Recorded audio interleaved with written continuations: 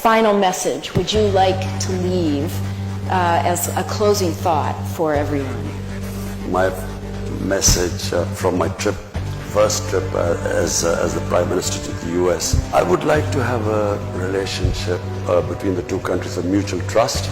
I would like to have a relationship as equals, of friendship, not as it has been before, where Pakistan has sort of been, you know, it's like Pakistan wanting aid from the US, and then as for aid, Pakistan is expected to do certain things.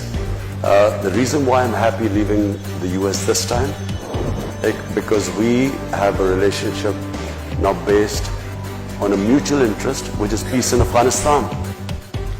And, you know, someone asked that, will you get this fund? I hate the idea that we would be asking for funds, not US, from anyone.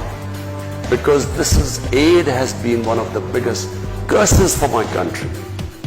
What it has done is, it has created the dependency syndrome. When I went on my first trip to Saudi Arabia, I came back, what have you got from there? As if I'd gone there to beg for money. And I think it's humiliating for a country. Countries rise because of self-respect and self-esteem.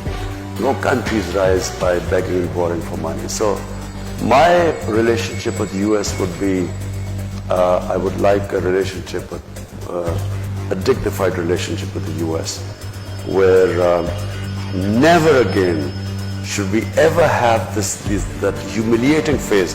I can tell you as a Pakistani, never did I feel more humiliated when Osama bin Laden was taken out in Pakistan by the US troops.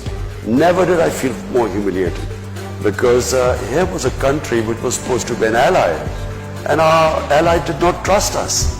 So as a Pakistani, for every Pakistani it was humiliating. We never want to be in that same position again. We want to have a relationship of friendship. And it doesn't matter, you know, friend can be rich and the other can not be so rich. But so what? You know, it's about a dignified relationship, and that's what I hope to have.